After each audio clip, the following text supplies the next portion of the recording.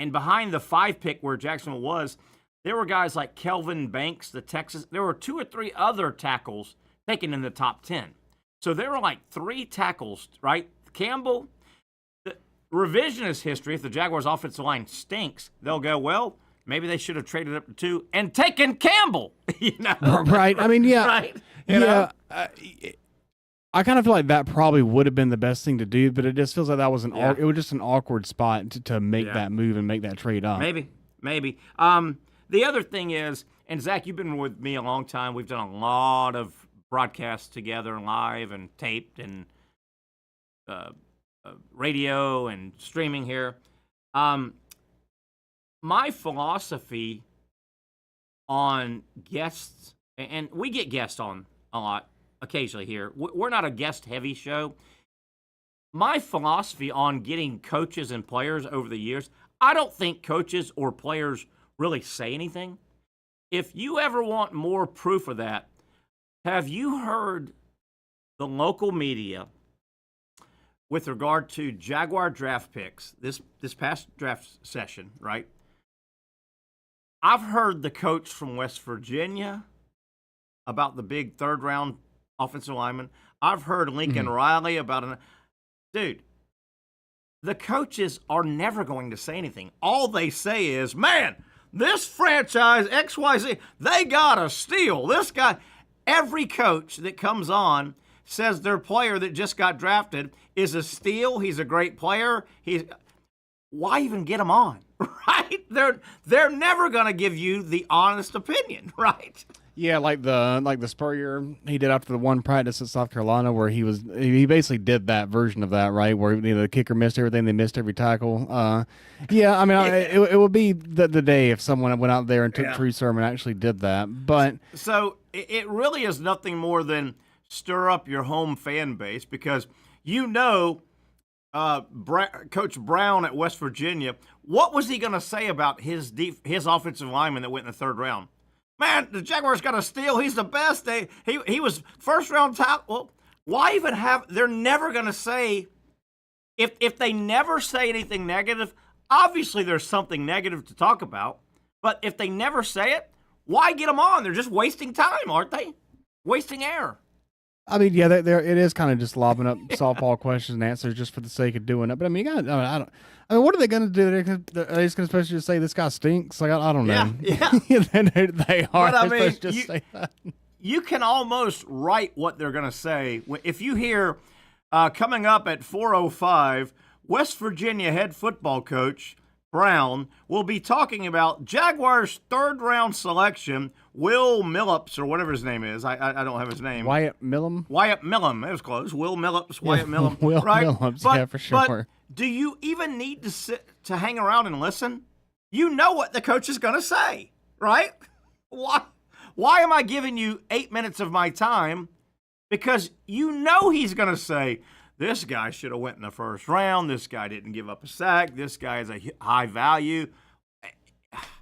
Zach, I got better things to talk about than like ripping on soccer that we did yesterday. Anyway, there's a ripping on soccer segment. Yeah, we had a great. Yeah, we're gonna have it with you'll love it when Mike Freed comes in, our comedian here, in the second. Oh, yeah, anyway, I'm looking forward to that. Anyway, hey, I want to get one more topic out. I want to introduce it. And then we may go back to it as the show rolls out. There was a subtle headline yesterday, and we barely talked about it, but I think there are some real underlying issues that need to be discussed. Clemson, okay? Your hated Clemson Tigers. You're a South Carolina guy. Those guys. The Clemson Tiger football program yesterday announced that they now have a 12-year contract, home and home, with Notre Dame. Yeah, right. Okay, you saw that. Yeah. Right? We didn't get to get into it. I want to get into it today, and then certainly probably tomorrow with Brent Beard. But if you read between the lines, as I have, I think this is big. And I think this also involves Florida State. Here's where I'm going with this.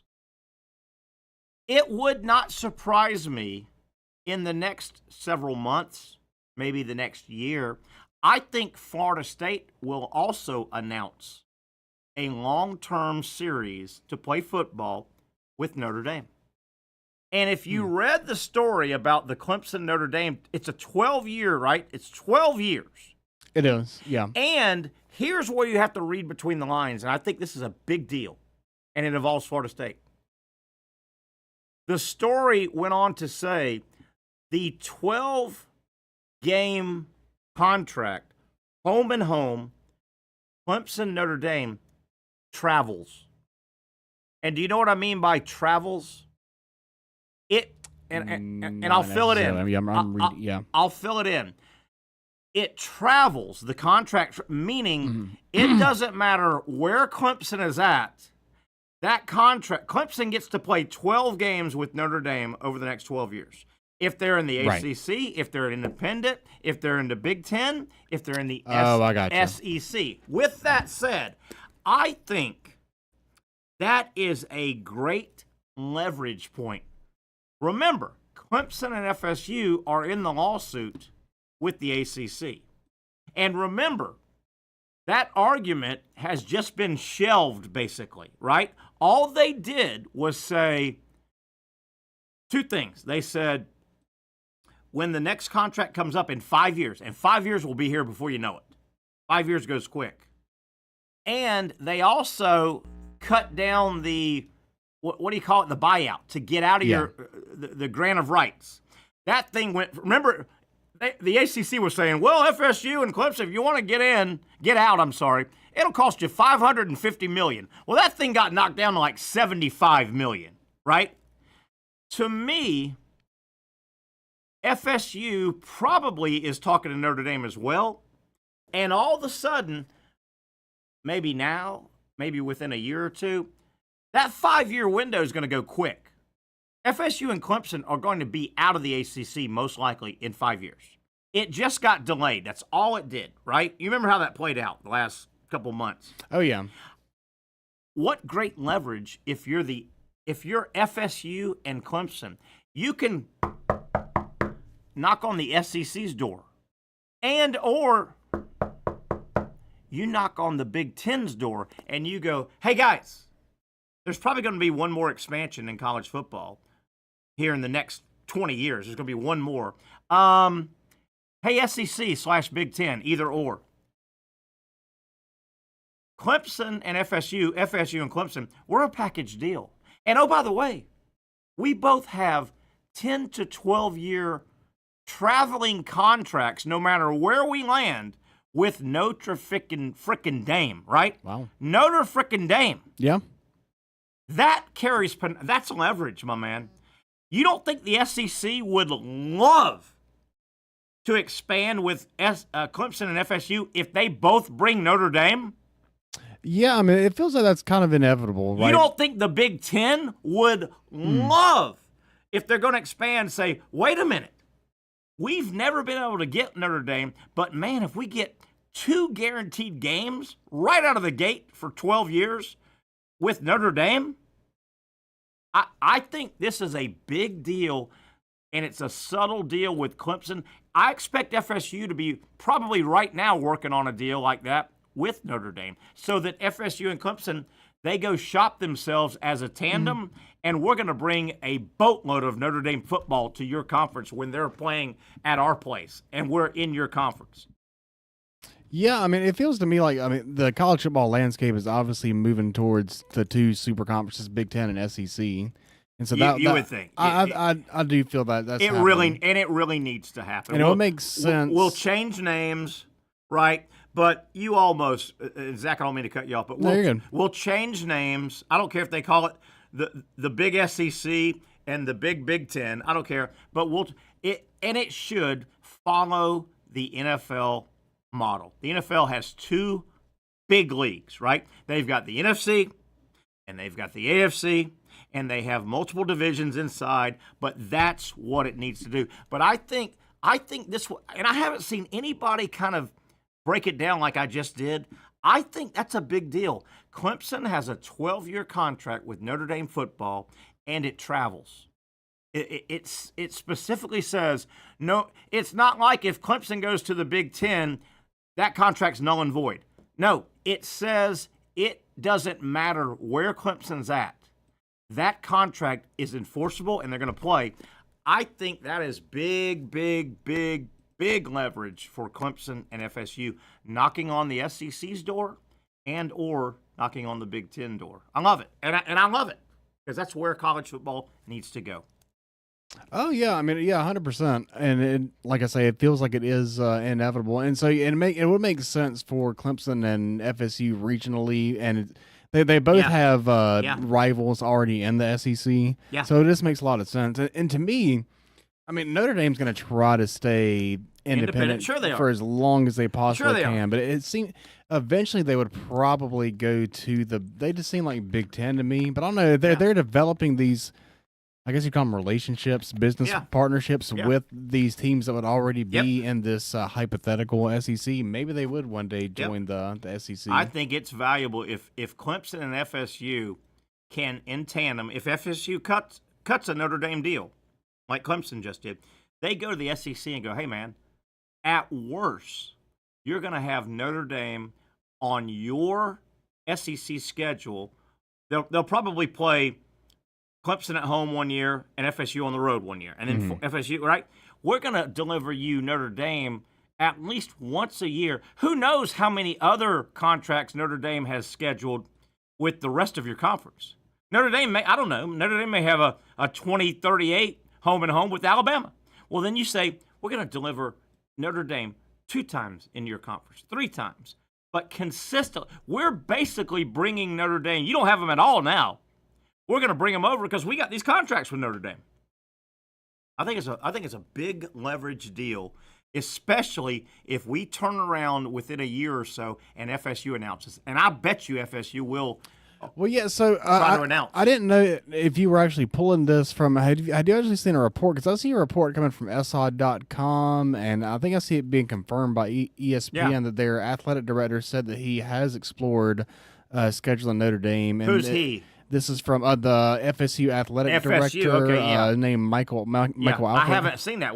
Tell me about it. Yeah, so this the article I'm seeing is from 5 hours ago from SI.com, Nice. and it basically just says that he is looking to explore. The exact quote says, "Today in college football, more than ever, it's important for strong brands to play strong brands, so that helps our brand as well as all the ones within the conference." And so they're looking to schedule more non-conference games, and they've reached out to Notre Dame. Wow. Transparency, honest truth, I hadn't seen that, but that goes exactly with my description. I mean, pretty much. That goes exactly. All of a sudden, I think FSU will cut a deal like Clemson just did for a long-term home-and-home contract with Notre Dame. And then, if you're Clemson and FSU, you're already kind of joined together, right? They're in this lawsuit. They're going to get out of the ACC unless they run the ACC. Then if you're Clemson FSU, you go shopping conferences and say, hey, we not only are we a pretty good brand for you guys, right? We're bringing a bunch of games with Notre Dame. Notre Dame. That's big.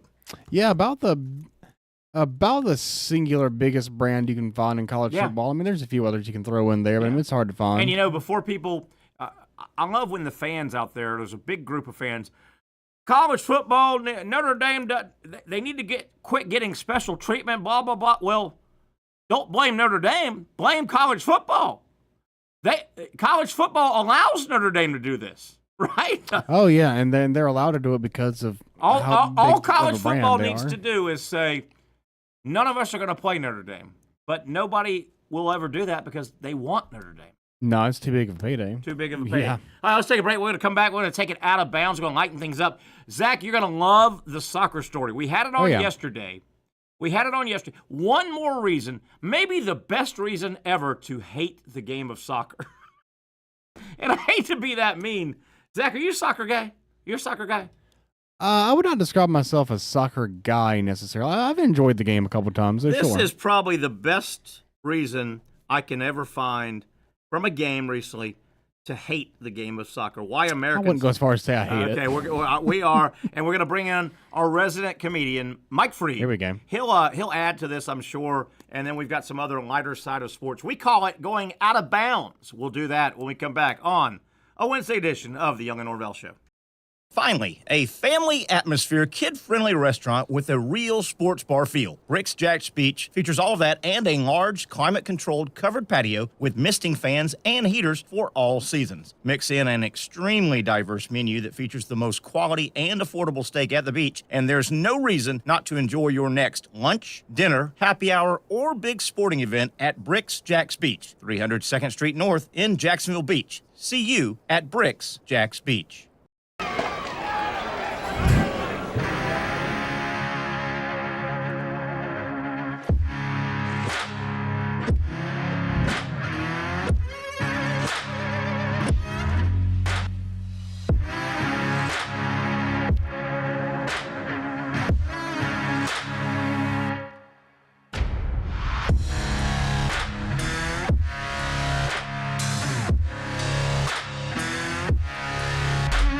For over 20 years, Southeast Orthopedic Specialists has been providing the highest level of orthopedic and spine care to patients throughout Northeast Florida. Now, we're making that same great care even more convenient with Southeast Orthopedic Specialists Direct, a walk-in clinic where you can be seen for pain or injuries with no appointment needed. Staffed by orthopedic physicians and specialists, we offer everything from diagnosis and treatment to imaging and bracing, all with no appointment needed. For more information, hours, and locations, visit our website.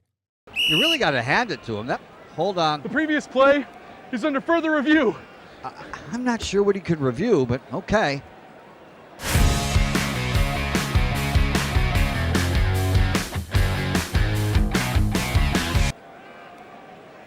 Sure has been a while. Dynamic Hurricane Grill and Wings for the football season. Well, there he is. Oh, what is that?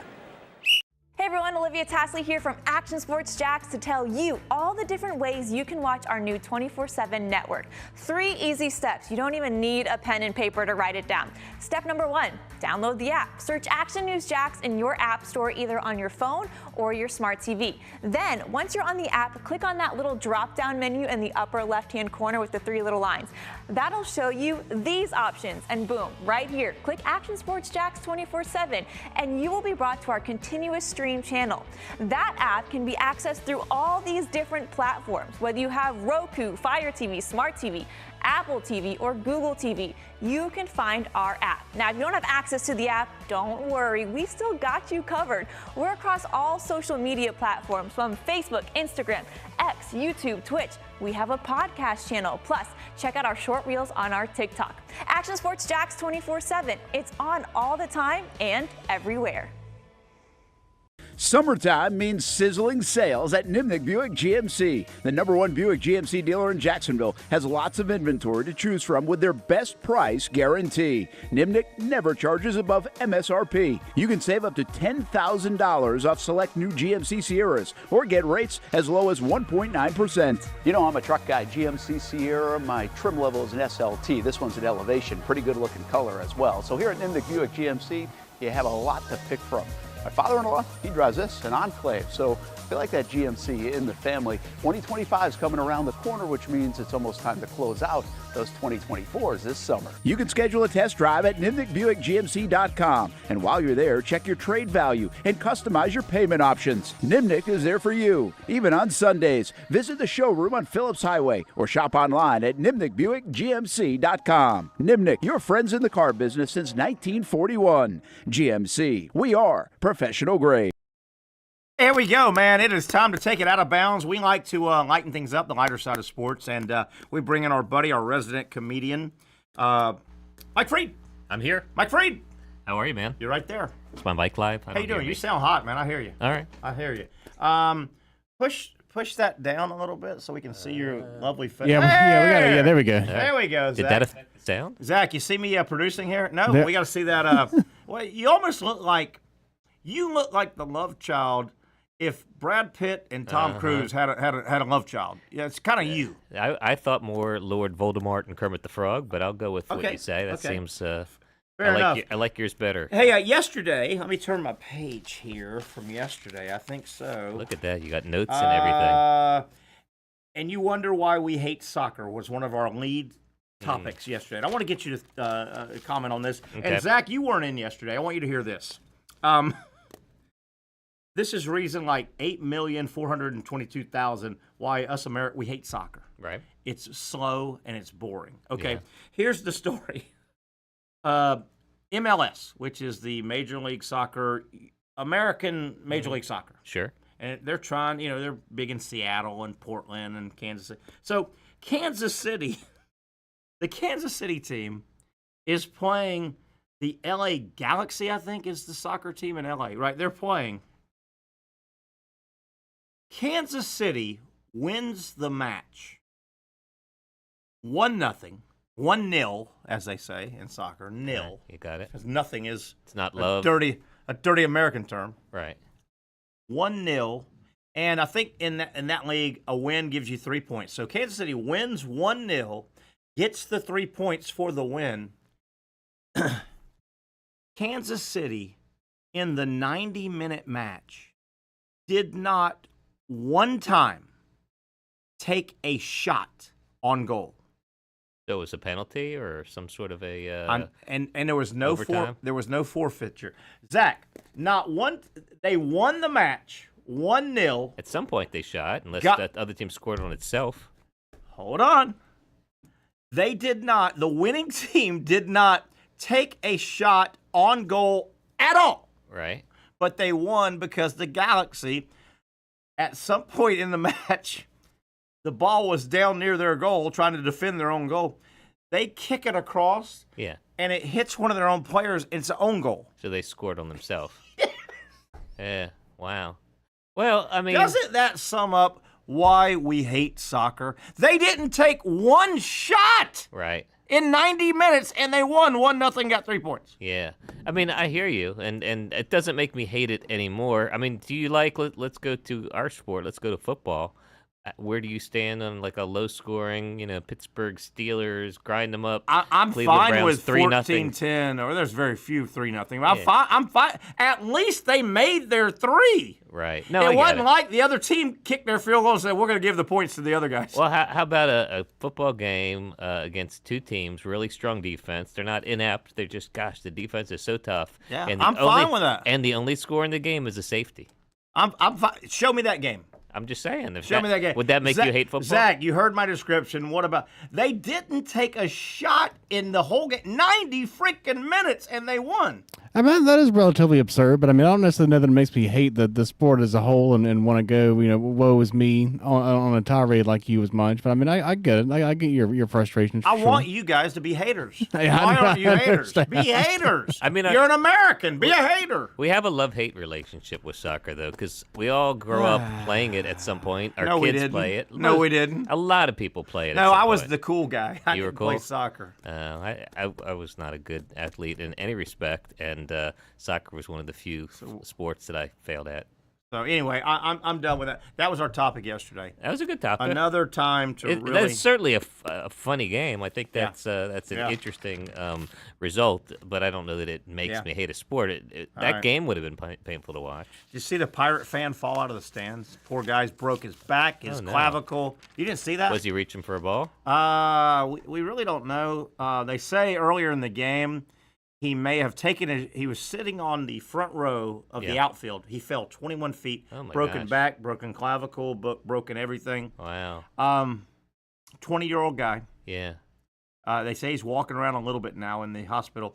But fans in the area said earlier in the game he took his shirt off and poured a beer over himself. So we're thinking drunk. It almost looked like, Zach, did you see it? It almost looked like he hit the James Bond eject button over his seat. He jumps out of his seat and Wow. And was something exciting going on the field at that yeah, time? something. Yeah, there was a good play for the home team. Yeah, that's Yeah. I mean, there's a lot of dangerous areas of most sporting events. Yeah. And then when you compound it with alcohol, there's plenty of opportunities Yeah. for people to get hurt. Yeah. A lot of steep Zach, did you places. see that? Yeah, I'm actually trying to pull the video up. And it's kind of we didn't really play it the other day. It's awkward, but if you could play it, Mike, you may want to see it. It's hard to see the human body twirling in the air 21 feet and smashing on the warning track. I mean, he smashed on the warning track. It was Oof. Did they have to stop the game? Oh yeah. He's out on. Yeah, I think they had to get a stretcher. Yeah. Yeah, it was see if you can pull that up, Zach. It was a little dicey, I thought. Yeah. I'm sure they had no shortage of like this game brought to you by the local Farrah and Herald. They're calling right.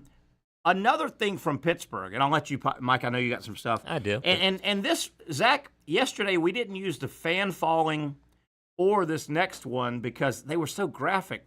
So in Pittsburgh, a day or two ago, you've got a fan on the concourse, right? And he is supposedly harassing one of the concessionaire female workers. Okay. And there's video of this, and it's so awkward. Zach, you can pull this, and we can look at it. Ugh. So a security guy, a hired security, like Safe, which you see the red shirt guys all over the country. Right. So they start having a confrontation. The security, hey, man. So somebody's filming it. Right. And they're arguing, the security guy and the fan, I guess over, hey, you can't be treating the girl like that, right? Blah, blah, blah, blah. We can't really hear. We can see. Right. You assume that's what he's saying. Yeah. Sir. And at one point, to be fair, the Pittsburgh Pirates security guy throws 2 punches. Okay. Wham, wham. Right. I don't know. Clearly not at the woman. No, at the fan. I yeah. know. The bam, bam. Right. All right. So they start kind of tussling. And so the security guy threw it. Now, I don't know what led up to that. Yeah. And you're the attorney. I don't know if it's if verbal can cause physical. I don't know. Not really. So they kind of break up. And one fan is still filming. The fan guy that got punched proceeds to spit at the security guy. Which he may have done to precede the punch. Maybe. And, I think spitting on another human being is one of the most vile things you can do. It's up there, yeah. It certainly justifies a response. The security guy who got spat at, I don't know if it hit him. Right. But as this thing was playing out, he had taken his belt off. He proceeds to belt whip the guy.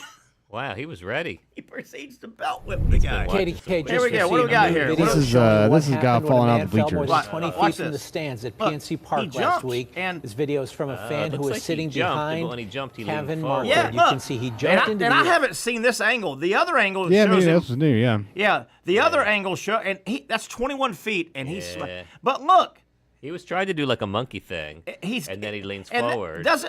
Wouldn't that lead you to believe it's on him? He was just so drunk. Yeah. I mean, there'll be a lawyer that will say if the railing, railing had been was higher. higher, whatever. But it's hard to get a jury to believe that he didn't. By the contribute to way, that. as I understand it, Caven, I think his name is, 20 years old. So how was he getting that alcohol? There is a problem. Well, that could be exposure for the facility. Could Pittsburgh could PA be a 18 or 19? No, I don't think Or most anybody's. most states 21. I think everybody's 21. Yeah, I think it's nationwide. Yeah. So Zach, that wasn't as bad. You don't get to see him land. But, oh, my God, Mike Freed, you see the human body just land from 21 feet. That's not a good thing. That is not a good. Zach, I don't know if you want to try to pull up the pirate security guy fight it's ugly. But he gets the belt out, and he belt whips him. And I think he deserved a belt whipping. Right. Yeah, every once in a while, could you get away with that in a court of law? He deserved a belt whooping. Yeah, I think that's right. I don't know. Belt whipping, I don't even know obviously if I'd be coordinated enough to do it. I know. But no, he was doing the old grandma. You know how grandma used to grab you with her non-belt hand, and you start spinning around, but you can't get away from her, and she's just wearing you out with that switch or that belt. Anyway, all right, Zach, let me know if you get that. We'll go back to it. Mike Freed, what do you got? I got a few things. Let's talk. I don't know how much you've been talking about Deion Sanders' son. Is it Shador? Is that how we're pronouncing his name? Shador. All right, I nailed it. So obviously, there's been plenty spoken about as it relates to him. And by the way, when I was naming my daughter, wonderful 25-year-old daughter, Kendall, one child, I picked her name out. It was down to Kendall or Shador, and we went Kendall. Yeah, well, what were the influencing factors? I'm just kidding. I'm just kidding. You were never going to go with Yeah, Shador? no, I didn't know. Norvelle? I've never heard Shador in my life. No, nor have I, but fine young man from what What's I going on with understand. him? Well, it's not so much him. It's that there's been a lawsuit filed, this time not by him, What? but by a fan. And What? The fan is seeking no small pittance. He's seeking $100 million. And he's claiming a whole bunch of different things as it relates to what he calls the NFL's scheming to degrade his reputation. Not his, the plaintiff. Shador. He's not suing on behalf of Shador as an aggrieved fan. And he calls in the lawsuit, he calls himself John Doe. He says that he is a dedicated fan of Colorado football who attended the Colorado versus TCO football game in 2023. So he's invested, I guess you would say. So he's suing because Shador didn't get drafted high enough? Yes, he believes that the Sherman Antitrust Act has been violated because teams colluded to influence Sanders' fall in the 5th round. Civil Rights Act because he's saying it might have been racial discrimination. But what does this have to do with the fan? You're drawing right. You're actually making a very good legal analysis here. In the legal business, we call that standing. What standing does one have? You know, if somebody runs a red light and hits somebody, but it's not you. You can't sue, right? You can't say I feel bad. I saw that accident. I'm going to sue this guy. Yes. I mean, there are Now, circumstances. is this guy just counting on it gets? Hey, if we give you $10,000, can you just take this away? Nobody's going to pay him any Right? money. I mean, this is a ridiculous where lawsuit. does that fall under frivolous lawsuit? This is. It's hard for me to imagine that this lawsuit would be anything other than frivolous and entertaining. So he's probably just trying to get his 15 minutes of fame. But if you file a frivolous lawsuit, you can get sanctioned. Can't you get in trouble for that? Yeah. You can get in trouble. You have to have a pot to pee. Are on. there? And as I understand it, in the legal world, I don't know if there was a time recently, but it seems like there has been a crackdown on frivolous lawsuits. Has that worked to help lighten the load across? Or no? Are there still a billion frivolous?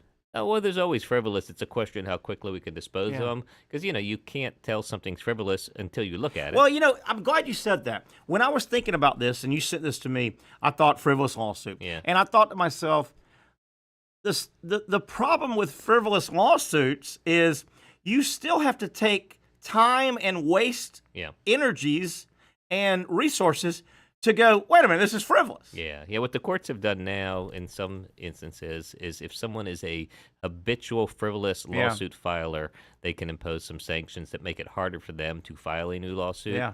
But all you can do is get rid of the case sooner rather than later. I heard a phrase, you said habitual, which is a fun word. You got to be careful saying it. Yeah. But I heard a phrase years ago using that word.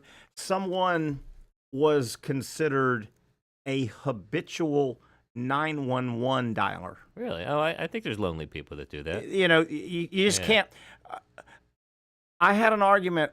Something went wrong with they could see their history, and they go, this person's a habitual 911 caller. Yeah. And they can get in trouble for that, I think. I'm sure. It's funny you mentioned that because it reminds me, plus your story about the fan getting into a tussle with security. I was at the Amelia Island Shrimp Fest this past weekend with my daughter. Hanging out with the rich people, huh? No, Look at you. Are not- you bragging? Not concourse d'elegance. Yeah. This Oh, is that's the fancy car thing, not right? the fancy car. I can't even pronounce that thing. How do you say that? Concourse d'elegance. That's the car thing? That's the car thing. Yeah. But this one, We call it the car thing on the west right. side. This one was huge, and but anyway, we're in this restaurant. Black tie affair? No. $100 ticket? No tickets. You just walk around and have some shrimp. But there was a lady, actually a group of people, and they had brought a dog into the restaurant, and the dog was in a stroller, and, be that as it may, I'm not. Sure. There was another lady, an old lady, let's call her Karen, just because she was acting very Karen-like. A Karen? Who did not like the dog in the restaurant. And so she proceeds to get in the face of the lady with the dog and yell at her and berate her and ask for proof that it's some sort of emotional support or a ADA, sort of support dog. But it appeared, and it was like a great dinner theater. I was just sitting there watching it. Nice. Oh, it was great. It was like free When show. did it? I'm going to guess maybe 10 to 15 years ago. For the longest time, and I'm a dog lover. Yeah. I took my dog to the beach Sunday Right. morning, and then we went to the pet store just to. Right, I needed to right. buy some food just to get her out and let her. It was probably 10-ish years ago before that, you couldn't take a dog into a restaurant or anything. But that just stopped, and now The free for all. how? Why? What? I mean, what made that happen? Will it ever go back? I don't know. It's a good question. I think some of it relates to protection of people that have disabilities and the broadening of the definition of disabilities to include people with anxiety and the like. And so generally, if somebody says, I got a disability, you can't say, tell me what kind of disability you got. I'm not going to let you into the handicap stall unless you prove it. And so the challenge there is if somebody's got a dog, I think it gets harder and just awkward for a restaurant or anybody to inquire. But in this case, I believe the old lady. Some people are stretching it now. This is my stress billy goat. This is my little alligator. Pony horse. Yeah, no, that's right. Whatever helps you. But this lady, I think the old lady was the bad actor in this scenario because she then complains so much and threatens the other lady so much that the restaurant kicks her out. Then old lady Karen, she calls the police, and then she stands outside and waits for the police. Poor police. Normally, the police are getting called on Karen. Yeah, Karen was calling them on herself. Karen, because spin there on Karen. They basically just told her she had to leave. Do we have an answer? We know Karen in the description world is a Karen. Yeah. What about a guy? Is that a Carl? Is that a? Do we have a name for the guy that's the guy Karen? I think it was like Brennan or something. I don't know. Maybe your producer knows. Mike Freed or no? It could be. I think it should be Carl. I don't think it's Carl. Yeah, I mean, Ken. Yeah, I don't know, Buster. But anyway, so that was an interesting encounter. So what else I have to report that I am not making this up. I swear to God that when I looked up male version of Karen, it literally says Terry. Shut your filthy mouth. I'm not making this up. Shut your filthy I swear it that says seems about that. right. Why is your mic on? Why is your mic on? I swear it says that. I could see that. I also see Ken and Kevin. All right, that'll do it. Hey, I hope you enjoyed the Wednesday edition of the Terry Terry Show. Yeah. The Terry Show. How about that? Exactly. Of all the things you could have broken in with, that's what you did. I had to. I think that's breaking news. He fact checks. Is it Terry with an I and a heart above it? That's how I spell my name. It is. T-E-R-I with a heart. I dot the I with a heart. I think it's Bradshaw. He screwed it up for all Yeah, kids everywhere. Yeah. All right, what do you got? Give me some other funny A.J. stuff. Brown, A.J. Brown? Receiver. Yeah, he proposed to his girlfriend. Oh, that's sweet. And he did it the way most really, really rich people do, by throwing like this huge party that had to cost hundreds of thousands of dollars. Yeah, everybody does it like that. Way more than like what most people spend on a wedding. But not only that, he hired John Legend to come sing to his soon-to-be fiance. She said yes. So beautiful event you can watch. And I'm not a big fan of this public engagement thing. I think engagements, probably weddings for that matter, should be private affairs.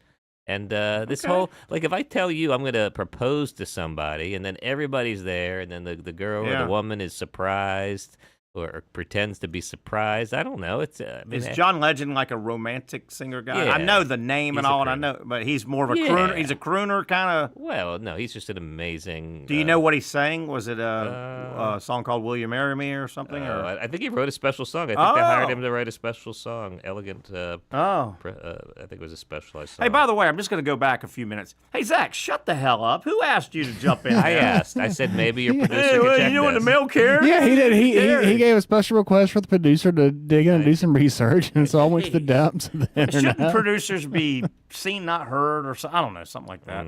Hey, was that slander?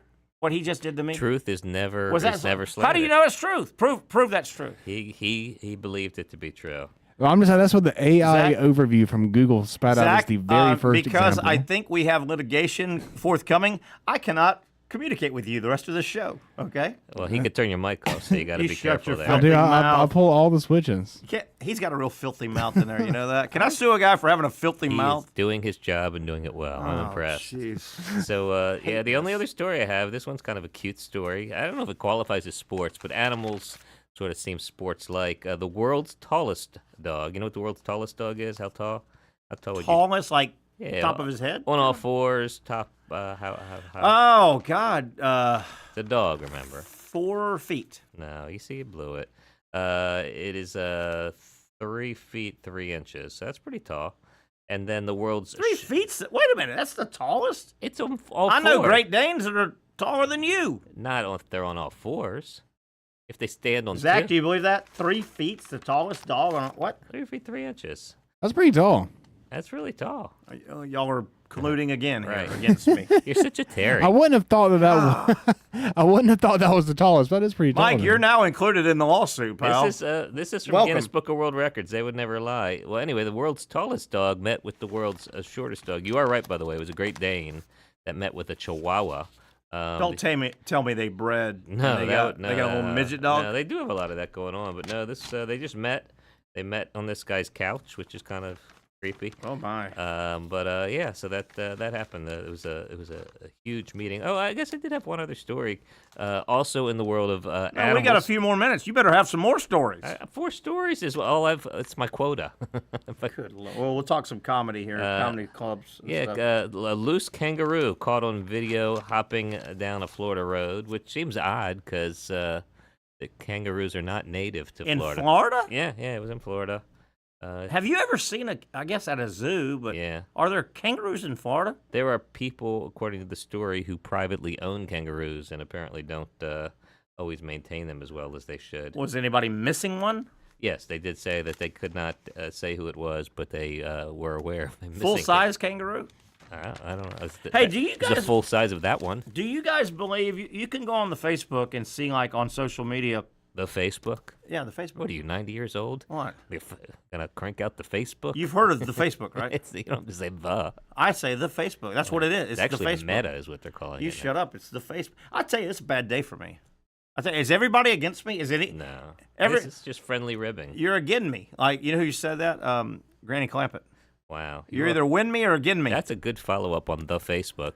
What else was do you I have to saying? tell us, Grandpa Terry? What was I saying? Oh. Have you guys Facebook. seen, like, on social media and the Facebook, they've got some of these videos, and it's like out in a field somewhere, and a guy is in a boxing match with a kangaroo, and the kangaroo's just punching. They used to do that in, like, is that real? Traveling carnival. Yeah, That's not real. Yeah, well, I'm sure it's frowned upon nowadays with animal rights and people rights. You think that's real, though?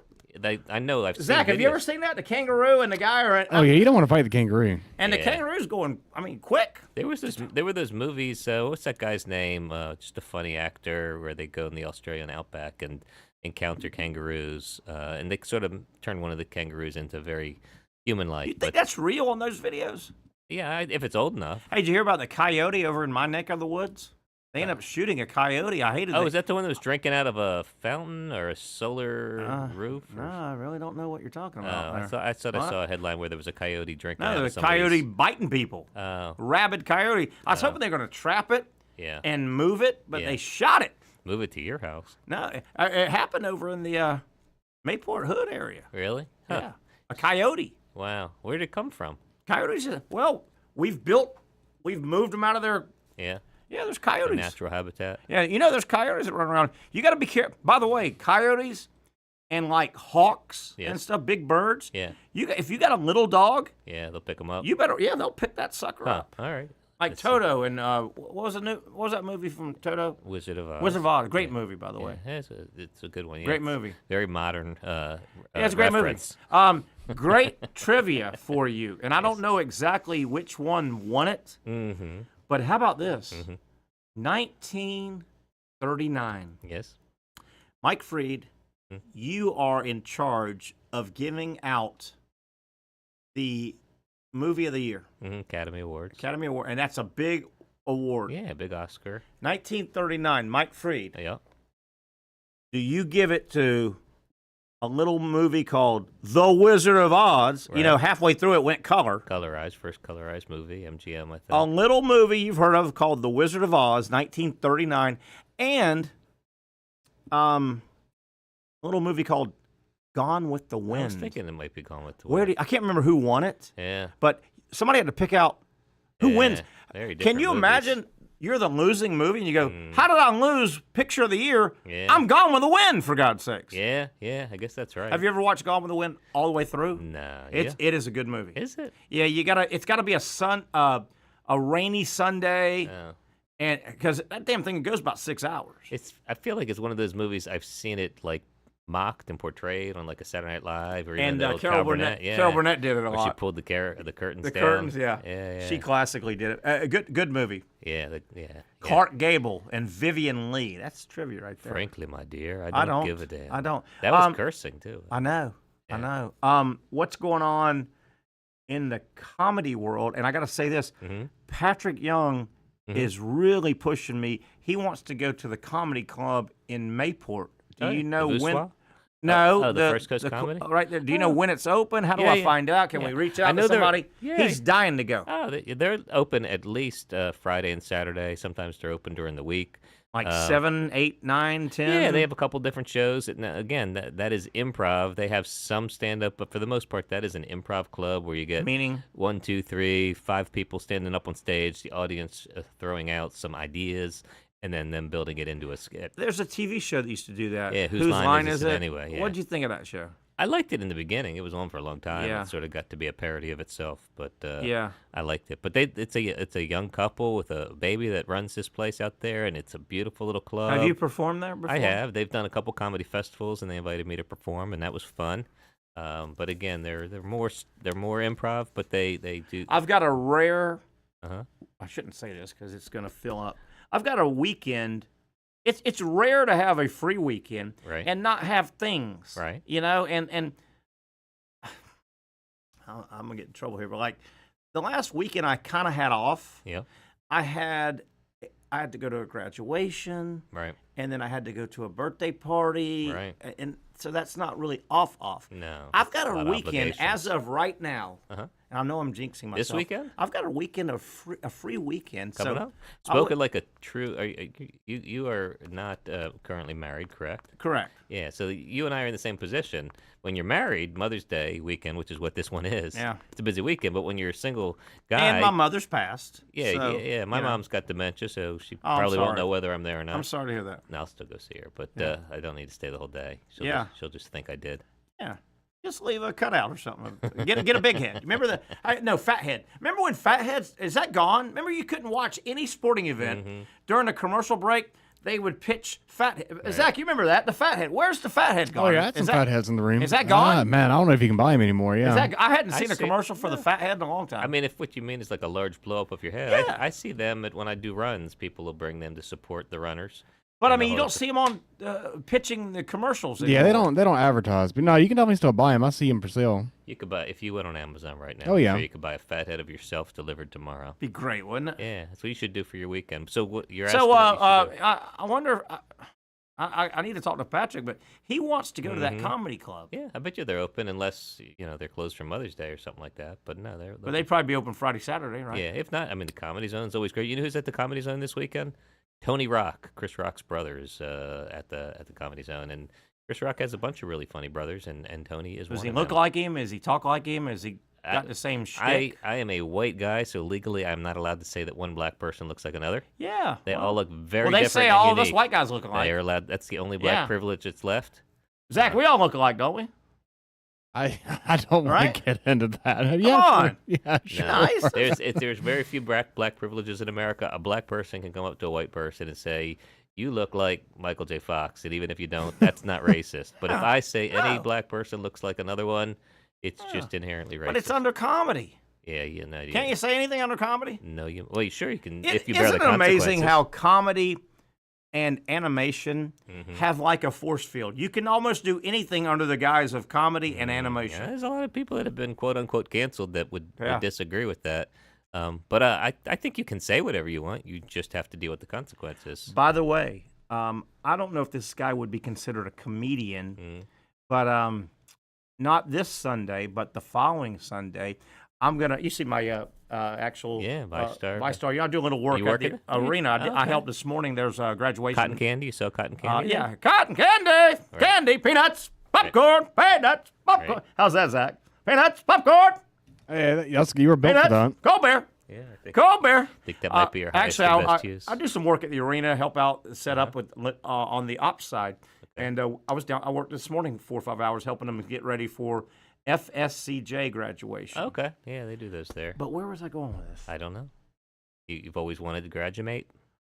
Graduate. Well, seriously, where was I going with this? We were talking about your weekend, Comedy Zone, Tony Rock. Oh, I know where I was going. Racism. Not this. Yeah, you were talking racism. Mike Freed, racism. I was talking about Racism. not being racist. Racism, Mike Freed. Not this Sunday, but the following Sunday. Yeah.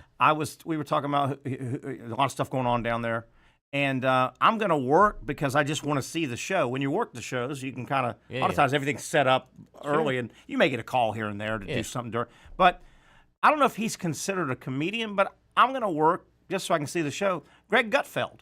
Would you call the Fox? I know the name. Greg Gutfeld. Okay, that's going to kill it here. Yeah. I don't know if he does a monologue before. He's like the biggest politician, political guy on Fox now. Okay. And he's lighthearted, but he'll be in. I want to see him. So satirist, might you call him? Kind of in the Yeah, but I mean they get on hardcore topics and all. Yeah. But he does when he opens up, like I think his show's on 9 to 10 or 10. Yeah, 9 to 10 on Fox Monday through Friday. Right. But he's kind of the number one Fox guy, Is and he? Well, he'll be here next. Everybody else is in the president's cabinet. Yeah. There's nobody left. Yeah, exactly. So. Yeah, but he'll be here next Sunday. All right. I don't know if he's a comedian though. I don't know what you'd call him. Sounds How like do you he's not know Greg Gutfeld? Yeah, just a question of which silo I'm in, right? Okay. We are all in just different information. It's a little after 5. Can make us laugh before we get out of here. We're going to talk some serious sports medicine on the other side. Well, that's what I hope I've been doing this Where whole time. you got any gigs coming up? I got some Comedy Zone stuff coming up. I got some out of town stuff coming up. Next Friday, there's a fun rooftop show. There's a rooftop bar in the South Bank of Jacksonville. I don't believe that. Yeah, yeah. What? And What? I should probably know the name of the place, but I think it's just called the Rooftop Show. If you Google that, Flo Funny is the promoter of it, and it's a fun little show. I'm looking forward to doing that. Flo Funny. One. That's a good name. That's her name. She's very funny. Have you ever thought of I guess, is it a pseudonym name? If you get much bigger, you'll have to have a Did he just be Mike Freed? As large as you get? I mean, you're getting large, you know. Oh, yeah, I hope so. Freed to Run is, Freed to Laugh is my comedy. Freed to Run is my run philanthropy. How far or what growth percentage has your comedy reached after being on this show for a couple months now? Oh my gosh, it's incalculable how much I've grown. TMZ calls you and stuff. I think you follow me now. I think so TMZ at least is have grown by outside one. right now filming you. It's true. They're looking for the bloopers and the outtakes. Yeah, the show's at the South Bank Hotel, which I guess is the one. It's a rooftop? Yeah, they got a rooftop there. So if you've ever wanted to see comedy and the sunset at the same time, that's a beautiful thing. Now's your opportunity. That is next Friday, May. That's a beautiful 16th. thing. You know that, Mike? Thank you. It's a beautiful Thank you vision for I've given bringing you. beauty to the end of this segment. That's what I'm here for. Very nice. Oh, I will say, Murray Hill Theater, Clean Comedy Show. We're doing that June the 7th, which happens to also be my birthday. And got a couple of really good, funny comedians. So go. Have you ever done that venue, which is Clean Comedy, and accidentally dropped some bombs? I haven't, but one of the comedians I hired did. And was it the F? I got some bad looks. Was it the F? Yeah, it was the F, but not in describing the act, just like as an accent. Yeah. And Because some people use the F word like people use the word the. Yeah, it's from. I was a New Yorker, and that's just he was just breathing. So he didn't do it on purpose, though. No, he didn't even know he did it. When I was like, "Hey, man, you dropped an F bomb," he's like, "No, I didn't. What the F?" No. Did they tell him never to come back? He probably won't be invited back, but it's okay. Was he funny? He was good. He's very good. He's a good comedian. It was a clean set. He just, one point, said, "I don't." Did the audience? I think the audience was fine, but Tony Nazarella, who's a great runner of that facility, probably wasn't happy. Yeah, I told you I spent a lot of time in that facility as a youngster when it was Murray Hill Theater and Edgewood Theater was right down the street, not even a quarter mile. Two theaters. It's probably on Edgewood, right? And it's right on Edgewood. That's where I would put it. Yeah, Edgewood. But man, we'd get dropped off like 10, 11, 12, way back in the day, and you'd go back and forth. Wow. Watching movies here. The cool thing about Murray Hill, so wild, we were crazy, yeah. crazy. The cool thing about the Murray Hill Theater, it had the balcony. Yeah, they have that still. And man, if you could somehow trick a 13-year-old girl that you liked at school to meet you Saturday for the movie. You don't want to finish a sentence. Hey, we're going up in the balcony. All right, there's no statute of limitations on those things. Yeah, here we go. All right, anything else? I think I've exhausted everything I had to We have taken it out of bounds with our resident comedian, Mike Freed. We'll come back, talk some sports medicine with Dr. Aaron Bates from Southeast Orthopedic Specialist. Finally, a family atmosphere, kid-friendly restaurant with a real sports bar feel. Bricks Jack's Beach features all of that and a large, climate-controlled covered patio with misting fans and heaters for all seasons. Mix in an extremely diverse menu that features the most quality and affordable steak at the beach, and there's no reason not to enjoy your next lunch, dinner, happy hour, or big sporting event at Bricks Jack's Beach, 300 2nd Street North in Jacksonville Beach. See you at Bricks Jack's Beach.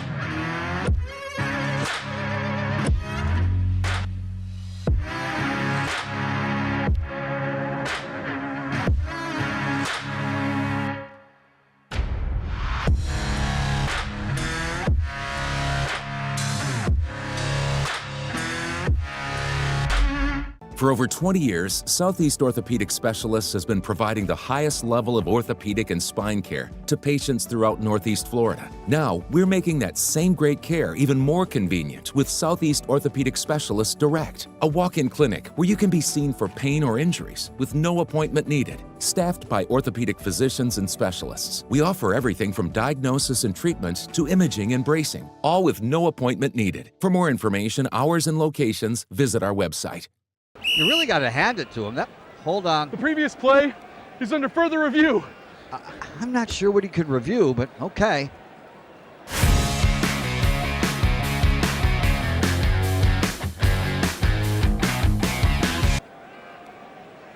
Sure has been a while. Dine in at Hurricane Grill and Wings for the football season. Well, there he is. Oh, what is that? Hey everyone, Olivia Tasley here from Action Sports Jacks to tell you all the different ways you can watch our new 24/7 network. 3 easy steps. You don't even need a pen and paper to write it down. Step number 1, download the app. Search Action News Jacks in your app store either on your phone or your smart TV. Then, once you're on the app, click on that little drop-down menu in the upper left-hand corner with the 3 little lines. That'll show you these options, and boom, right here, click Action Sports Jacks 24/7, and you will be brought to our continuous stream channel. That app can be accessed through all these different platforms, whether you have Roku, Fire TV, Smart TV, Apple TV, or Google TV. You can find our app. Now, if you don't have access to the app, don't worry. We still got you covered. We're across all social media platforms from Facebook, Instagram, X, YouTube, Twitch. We have a podcast channel. Plus, check out our short reels on our TikTok. Action Sports Jacks 24/7. It's on all the time and everywhere. Summertime means sizzling sales at Nimnick Buick GMC. The #1 Buick GMC dealer in Jacksonville has lots of inventory to choose from with their best price guarantee. Nimnick never charges above MSRP. You can save up to $10,000 off select new GMC Sierras or get rates as low as 1.9%. You know, I'm a truck guy. GMC Sierra, my trim level is an SLT. This one's an Elevation, pretty good looking color as well. So here at Nimnick Buick GMC, you have a lot to pick from.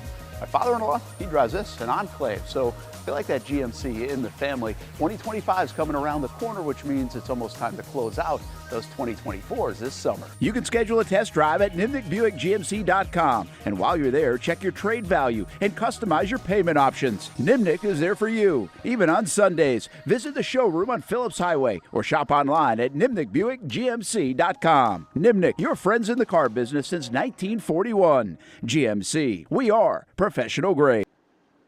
All right, we move it into sports medicine talk. Our good friend Dr. Aaron Bates joins us from Southeast Orthopedic Specialist. Got a lot of stuff to knock around with Dr. Aaron Bates. Hey, Doc, how you doing, my friend? Good. How are you? I'm doing well. Got a little rain coming down. I think that's what they call it. There's water falling from the sky we hadn't seen in a long time. That's right. We certainly need it. Man, we do. Doc, got several things I want to kick around with you. Some stuff we've talked about, and I want you to reiterate some of these entries. A couple in Major League Baseball, they just sound so bad. I want to back up, though. We just got through the Kentucky Derby, right? And I think a lot of it's a fun event. A lot of people watch it, one time. And, Doc, this isn't really one injury. I just want you to talk about – I got thinking because I was looking at some of these jockeys and horses that have won over the years and famous jockeys. Think about the beating that a horse jockey takes.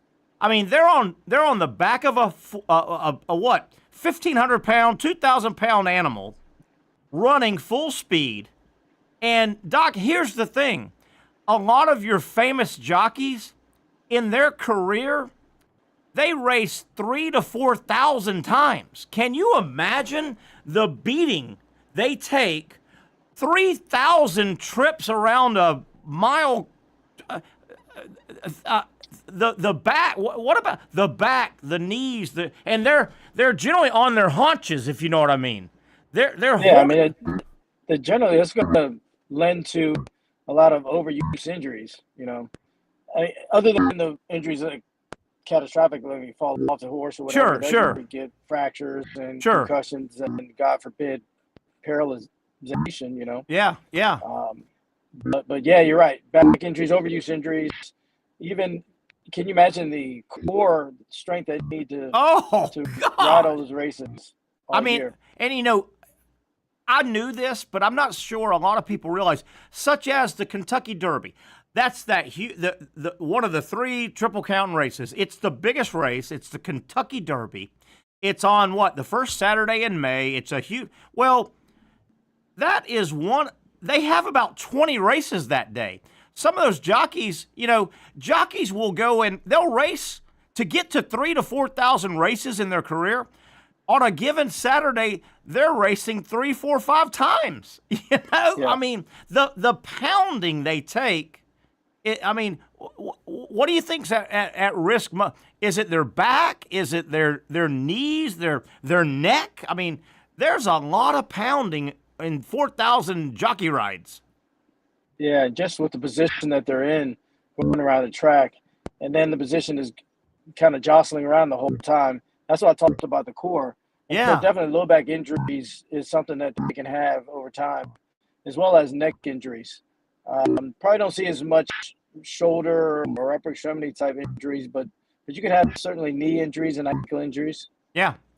I was also trying to correlate, thinking, what other sport would you have that time? I mean, every time that horse gallops, there's, it just never ends for 2 minutes times 4,000 over your career. I was trying to think, Doc, what other sport might correlate that? You know what I thought of?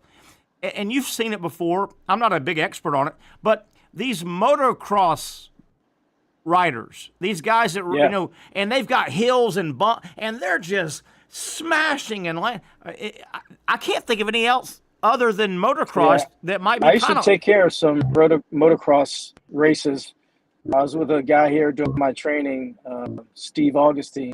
Okay. He was the guy that took care of all of the supercross and motocross on the eastern half of the nation. And so I remember recovering a race in Atlanta at the Georgia Dome. And man, these guys are crazy. They just jump on each other. Yes. On their motorcycles. Yeah. And I mean, it's amazing. Those tracks, and a lot of them are man-made inside, but some of them are outside. But those tracks are, maybe a mile? They just go round and round, and they're landing and jumping and hitting. And the other thing that got me, and obviously this is not in your specialty, but Doc, those jockeys and those motocross guys, what about their inner organs just getting jostled around? And I mean, my God. I don't know if that has much to do with it. God. You have a lot of cushion in there. It's supposed to take that. It's more your extremities and your muscles and tendons and all of that. Could you get a horse jockey not falling off the horse, but just the jostling? Could you get a concussion from that? You're going down, and then all of a sudden you go up, and your brain's hitting. Could you get concussed just from riding a horse, a big, powerful horse? No, you really can't get concussion just from riding. But obviously, if you fall off and hit your head, you can have a concussion. And that happens. You've seen guys get seriously hurt, falling off, getting thrown. You've probably seen, Doc. They'll get thrown off, and their foot will still be stuck in the stirrup, I guess is the word, and they're getting drugged. And oh, by the way, like I said, that's a 2,000-pound animal that may step on you or whatever. Wow, yeah, it was just interesting. I saw Bill Shoemaker, I think. We all know some of the famous jockeys. You'll know the name. They did it for years. Shoemaker, I think, was one. And I remember looking up this guy over the weekend, and he had 4,000 rides in his career. 4,000, for God's sake. Yeah, it is. It is a beating. It is definitely a beating. Doc, couple things I want you to comment on. I don't have the guy's name. I'm sorry. I forgot to write it down. The Red Sox just lost a player for the season. And we've talked about this, but this injury sounds so damn bad to me. Ruptured patella tendon. That's the kneecap. We've talked about this. It sounds so bad to me. Talk about that injury. Well, it is a devastating injury. It takes about a year to come back from that and the quad tendon injury. And what it is the patella tendon is a tendon that attaches the kneecap or patella to the shin bone, and it helps you extend the knee. And when you disrupt that, you disrupt the whole extensor mechanism. God. So anywhere along the extensor mechanism that's disrupted, yet you can't really squat or extend the knee or anything like that. And it takes a long time to come back from. That description just sounds terrible to me. Ruptured patella tendon, and that's the kneecap, right? I think you might have said, yeah. It's a tendon that attached from the kneecap to the tibia or the shin bone. Is the hard kneecap that I'm touching mine right now? The kneecap, is that just in place to be a shield? No. No. What is it? What is the purpose? To give you leverage to extend your leg, to extend your knee. If it wasn't there, then the quad muscle would have a much harder time extending the knee. Interesting. Yeah, that popped up with a Red Sox player. Yankees player Jazz Chisholm. We've talked about he is out now. A grade 4 oblique issue. Grade 4 oblique. We've talked about the oblique. They say he's going to be out 4 to 6 weeks with a grade 4 oblique. Catch us up on what that is again. Well, it's just the muscle, your abdominis obliquus muscle, part of your trunk and core. And so you know how much we use the core. Yeah. He just really strained it. And a grade 4 strain is one of the worst you can get. Okay. And 4 to 6 weeks, pretty standard? Yeah. Maybe even longer. Wow. Maybe even longer. Tough injury for him. I want to go to a philosophy. And this will be our last thing here with Dr. Aaron Bates from Southeast Orthopedic Specialist. We enjoy our sports medicine discussion every Wednesday here about this time on the show. This is more of a philosophy. Let me explain it, and you jump in and take it any way. We had terrible weather all over the Southeast this past weekend. We had Major League Baseball, and a lot of college baseball was rained out or, in a lot of cases, delayed. The start a game, rain comes, front comes through, and they don't play again for 2 hours and 20 minutes. It happened at Florida, and it happened all over the country. Florida was at South Carolina. And they used the term,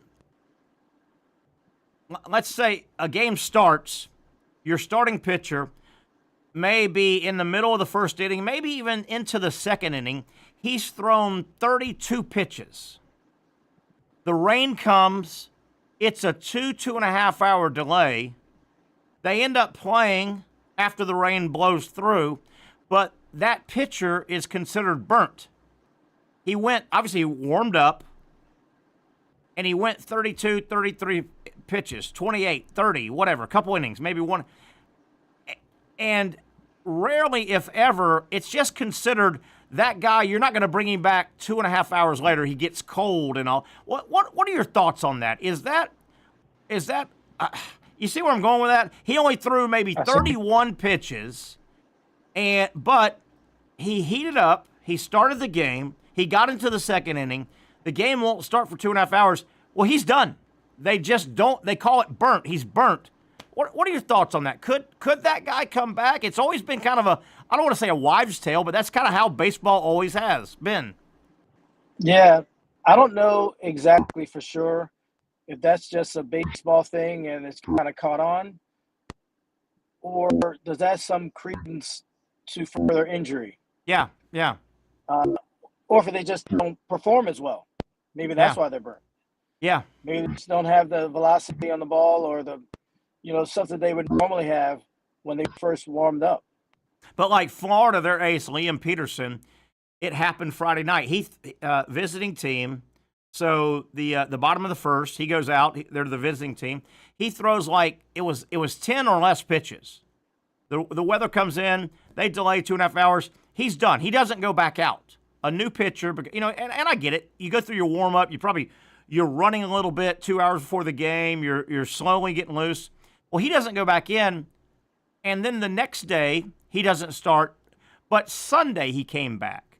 It's just almost an unwritten rule. You just don't bring a pitcher back if they're considered burnt. I guess heating up and then cooling down, you don't really want to reheat up.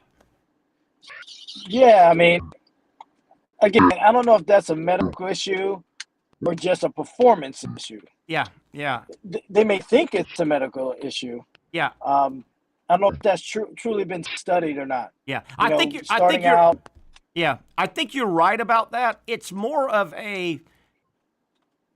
Let me phrase it like this, and I think you'll get what I'm going to say. I think it's more of a baseball wives' tale issue. Right. That it's always been that way, and you probably don't want to be the manager that runs Dr. Aaron Bates back out there after 42 pitches and 2.5 hours, because what if something does happen? Well, you're not supposed to. He was burnt.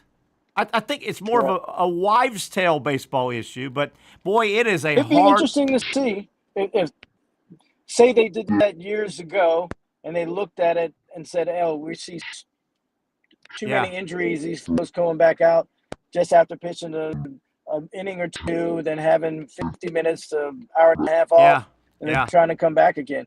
Or they look at the analytics of it and say, "Okay, we bring it back."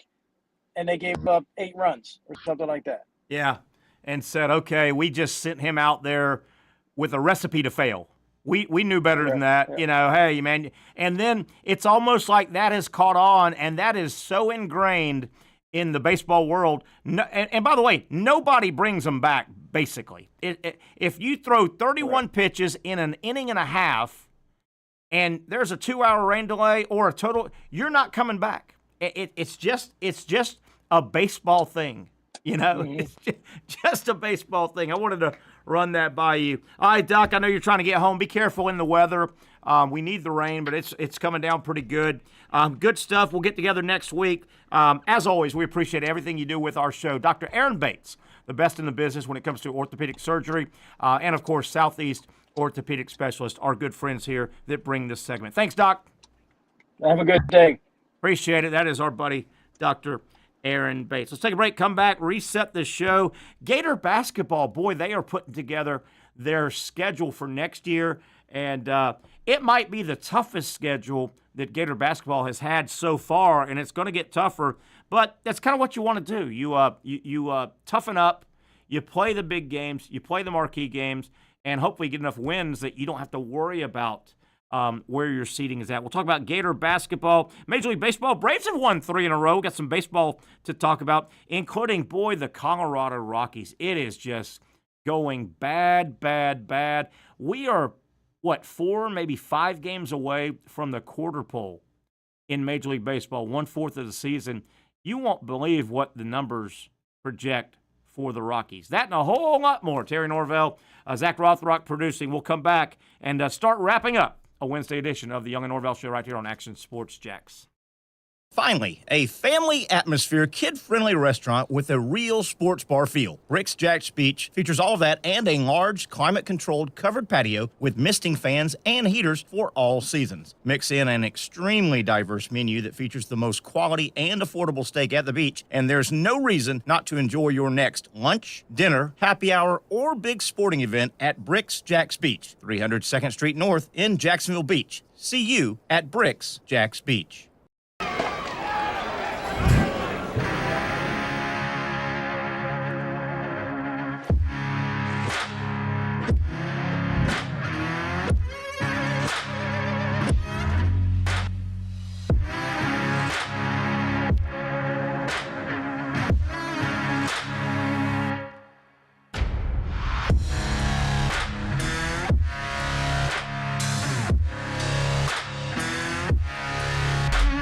For over 20 years, Southeast Orthopedic Specialists has been providing the highest level of orthopedic and spine care to patients throughout Northeast Florida. Now, we're making that same great care even more convenient with Southeast Orthopedic Specialists Direct, a walk-in clinic where you can be seen for pain or injuries with no appointment needed. Staffed by orthopedic physicians and specialists, we offer everything from diagnosis and treatment to imaging and bracing, all with no appointment needed. For more information, hours, and locations, visit our website. You really got to hand it to him. Hold on. The previous play is under further review. I'm not sure what he could review, but okay.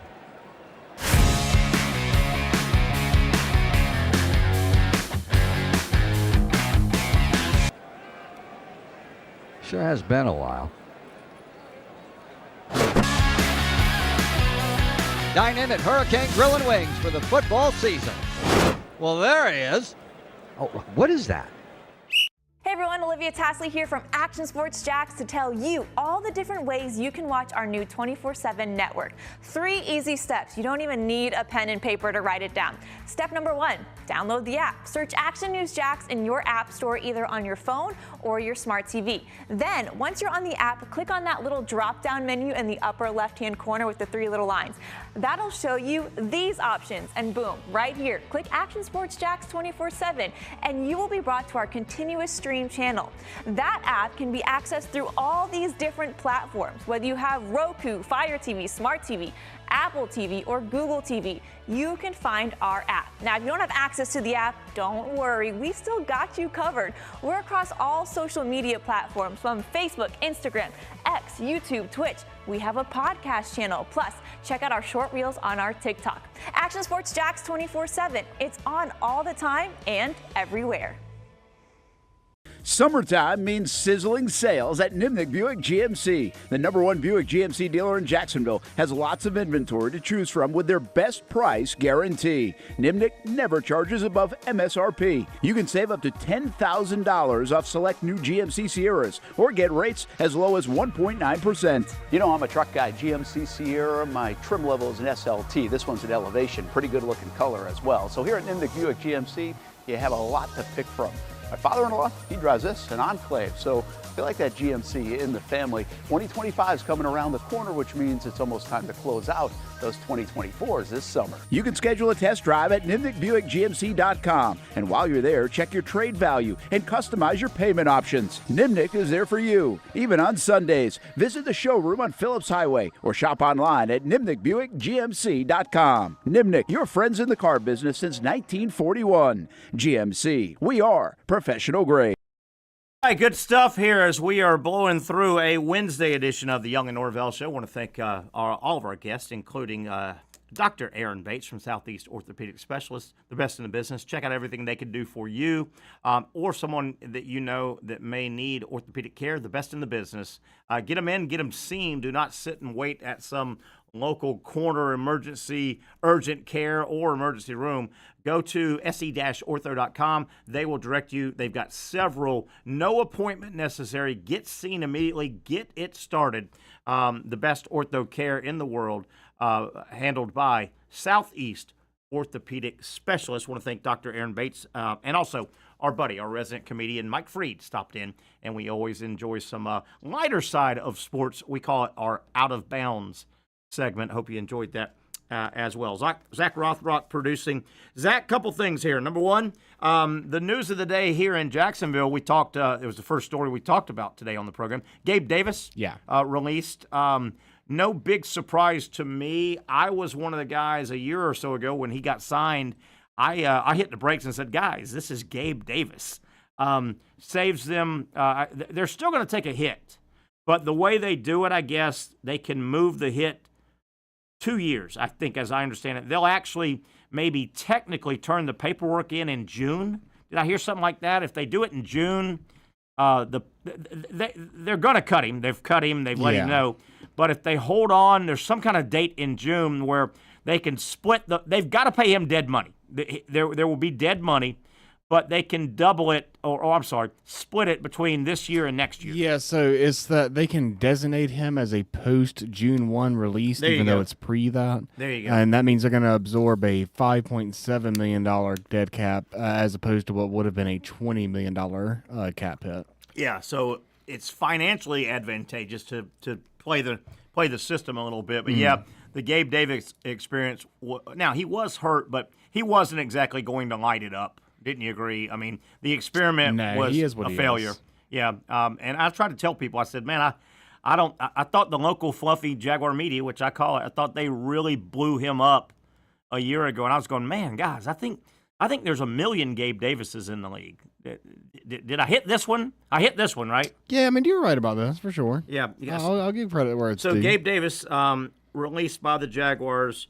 Wow, there'll be a really new BTR. Brian Thomas obviously will be one of the returnees, obviously the star. Oh yeah. But man, no Ingram, no Kirk, no Davis. So Hunter and I mean, it's going to have to be Brian Thomas. they've got to be good, man. You better, between the 1 and the 2, Travis Hunter and Brian Thomas, there better be 120 catches between them, right? I think that's more or less what the overall community is anticipating from Brian Thomas Jr. He's in the very, very early fantasy football drafts. He's going in the second round, so he's going really, really high. It'll be interesting to About see. him to pick 14 in early second round. It'll be interesting to see how Brian Thomas reacts. And I mean, he started commanding attention probably mid-season on, but he'll be everyone's number one mark. Oh, yeah. From a defensive back standpoint, when they play the Jaguars, all right, it'll be interesting to see. He'll draw everybody's number one cornerback now from day one, not mid-season. Imagine. Yeah, it'll be fun. It'll be fun. But don't you think Travis Hunter, and Brian Thomas, they better combine for 125, 140 catches, right? Yeah, I mean, I'm just kind of foreseeing a bunch of short, quick. Just get the ball out to them quickly. Let them get as many yards Especially as if they can't. If the Jaguars have trouble protecting, which I would also anticipate. Yeah, and they're smart enough. They'll now the defense is smart enough too. You know, I mean, they'll play press coverage and say, if you're throwing it real quick, well, we may pick it off real quick. We're not, yeah. It'll be interesting to see but I mean, the thing is, their teams are going to have to focus on Brian Thomas Jr., but then you're going to have to always see, because I'm imagining Travis Hunter lining up in a different spot almost every single play and doing a different role all the time. So it's just going to be the distraction and the gimmick, whatever you want to call it. But I think it's going to end up being really productive for him. And I know Evan Ingram missed a lot of time, but boy, he was a pretty good football player his time here. And and you know, that one year he had 116 catches. Is it Strange or somebody? They need to find some tight end catches too. They need to replace those tight end catches somewhere. Yeah, for sure. He was the main cog. I mean, he was the most consistent cog in the offense. He was pretty good. He was a pretty good player. What was he? 3-ish years here, 3 or 4 years, and I know he missed a bunch last year. But yeah, that's the issue. But he was when he was on the field.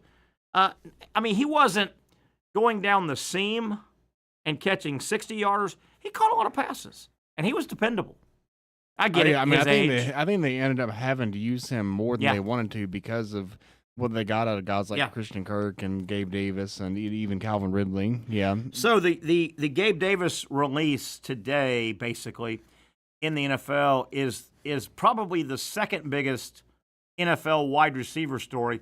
What do you make of George Pickens? The Steelers pretty much finally said, this guy's he's in a lot of trouble.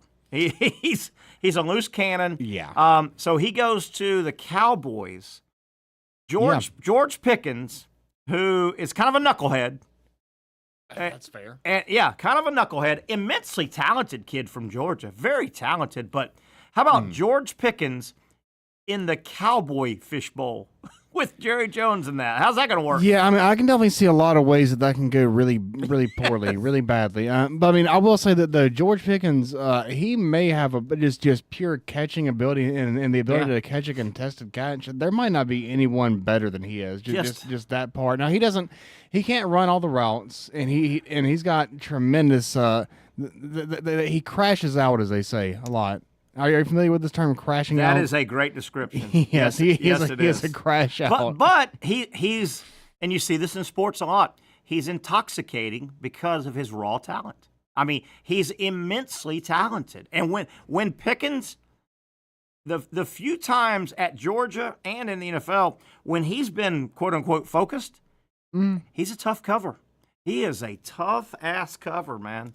Oh, yeah, I mean, and the projections are off the charts now for what Dak Prescott's going to do with CeeDee Lamb and George Pickens. The Cowboys needed another weapon. They needed another guy.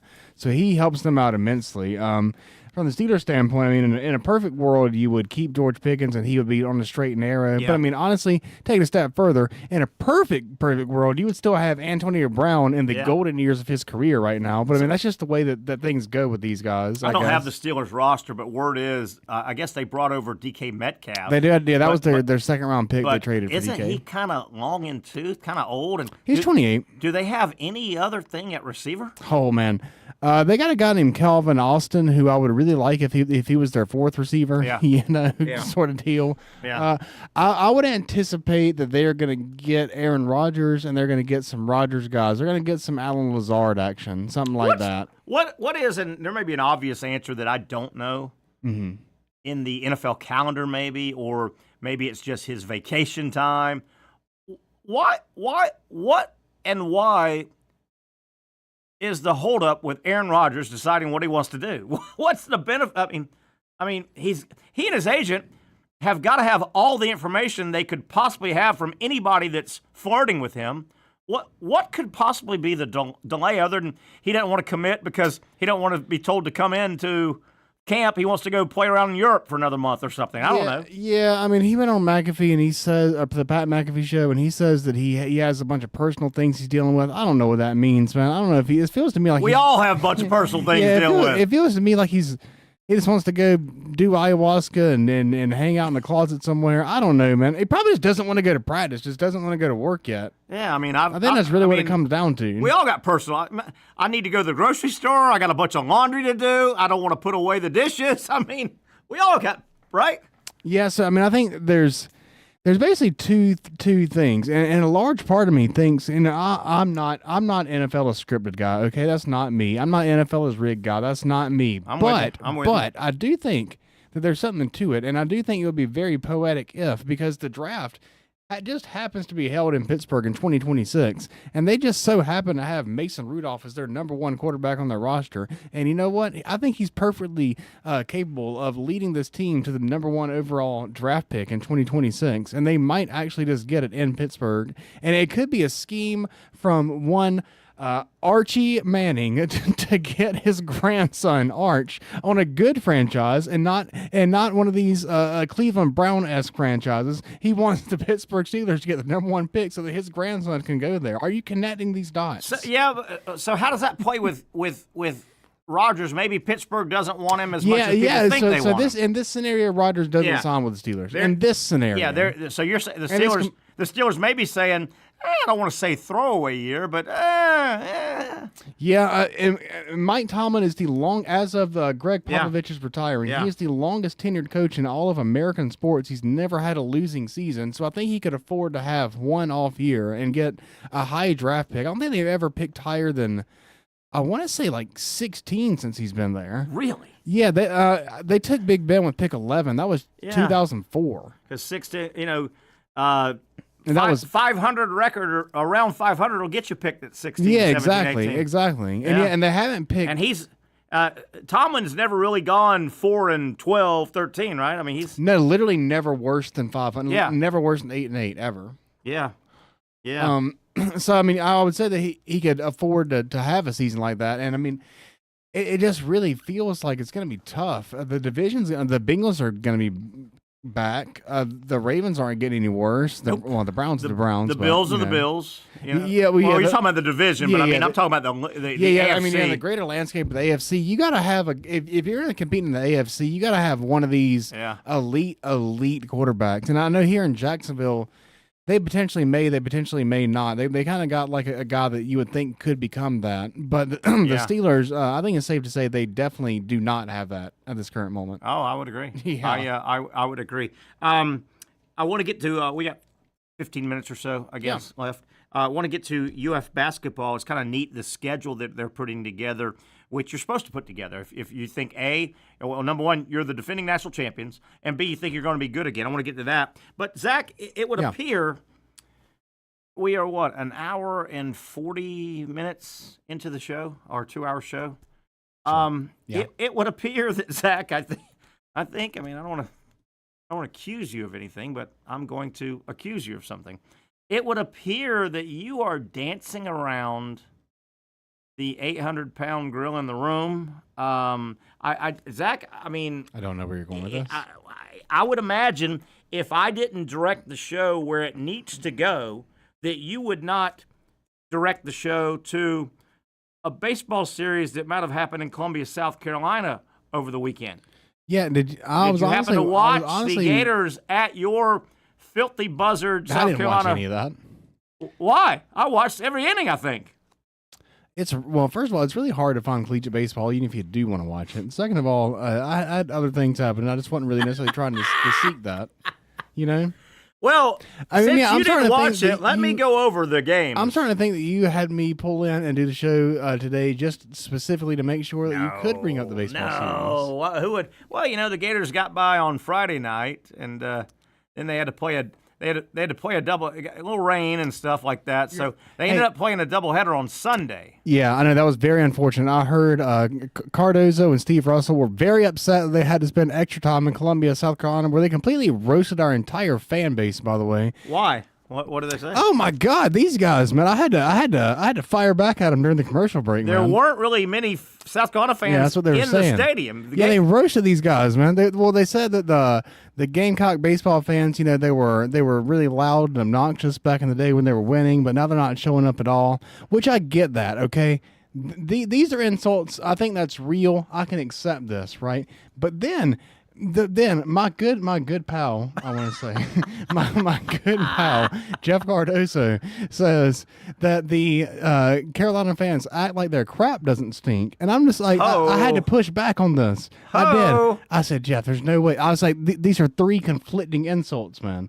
I was like, okay, I think that the Gamecocks, we know who we are, okay, and we know that we are very stinky. I'm very aware that my crap stinks as a Gamecock. All right, so I take huge issue with that insult. That particular insult. For people that don't know, Gators win game 1 of 3 on the road at South Carolina over the weekend. Saturday was kind of a washout, so they play a doubleheader on Sunday, games 2 and 3.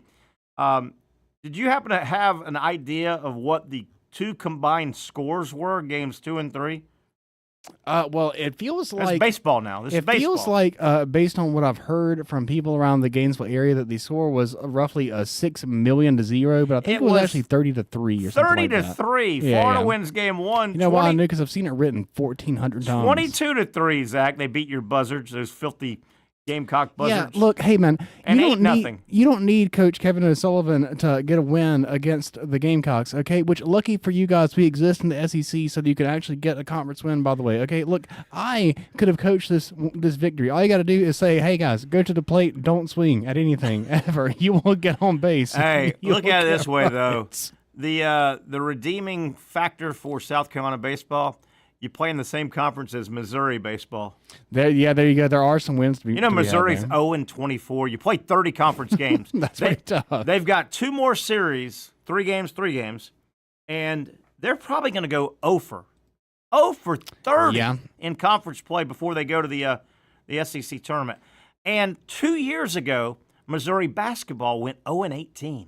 Yeah, that's what I'm thinking. So that's tough. So it feels like Missouri basketball, LSU men's basketball are both really bad, but the Gamecocks were the only team that was just laughably bad in both of them this year. That's tough. Now, Missouri did rebound. They had a pretty good basketball season. Hell, Yeah. Missouri had a win over the national champion Florida Gators. Missouri, Right, yeah. Missouri was 1-4. pretty good. I think they stunk it up in the tournament, but I expected more. Mm-hmm. But no, they had a really good team in basketball, so they turned it around in 1 year. I think South Carolina baseball will come back. Paul Maneri's in his first year. They fired their coach. What was it, Kingston, I guess, last year. Paul Maneri has a national title when he was at LSU. He did really good things at Notre Dame. He's a little long in tooth, but he came back and he took that South Carolina. South Carolina wants to be good in baseball. That's one of the big keys. They value good baseball. I thought that they were going to be – well, really, it all comes down to you can pinpoint the moment in which the program started to decline, and it's when Ray Tanner moved from coach to AD. AD, That yeah. they haven't ever recovered from that. And, I mean, now, they can. for people that don't remember, South Carolina went back-to-back. They Back won to the back for College Garnet World and Black. Series. That's another thing that the crew roasted them for. Apparently, the Gamecocks, we still show the same hype video we've been showing for 15 years that Nice. potentially young media art student Zach Rothrock may have potentially helped produce in Oh, my. the year 2013. And let me guess, you put the song Sandstorm in, right? You got to do Sandstorm. You know, I've actually thought about if I...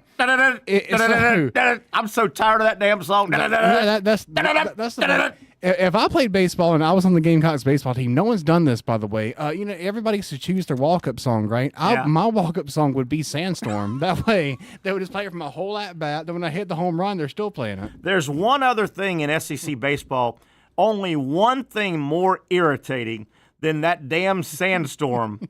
You know what the other thing is? If you've ever watched any Vanderbilt baseball from Nashville, they've got the whistle guy. Yeah, I feel like everybody's got someone like that. You know, and Yeah. this Oh, guy yeah. whistles really loud. He does 3 short blasts, and he does it the entire game and drives the TV boys crazy, right? The audio guys crazy. If you're watching the game, and they've done stories on him. He's just a super fan for Vanderbilt. That's home field advantage. Do you ever get tired of Sandstorm? Oh, no, I love Sandstorm. I was part of the choreographed dance in the student section for Sandstorm. Okay, I'm all about Sandstorm. Well, stand up and show us a little bit.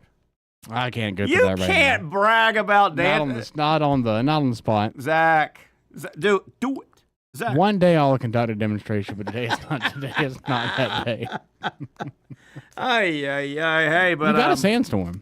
Say that again. I said you got a Sandstorm. Do you know how did that song become? You know, Florida's. Oh yeah, I mean, actually, I watched a whole thing about it. at one How point. and where and how long ago did that thing get born? Sandstorm became the entrance song for South Carolina football, and it's their theme song. The entry song was 2001, Space Odyssey. Yeah. Yeah, they did that whole thing. But right but, before kickoff, they'll play that I Sandstorm. want to say it was the game where they beat number 4 Ole Miss in like 2009 or 2010. I think they used it a lot in the second half, and it seemed to like really fire the crowd up, and they made a comeback. And so they did it the next week, and then it just kind of built from there, sort of thing. I've only gone to one South Carolina football game in Columbia.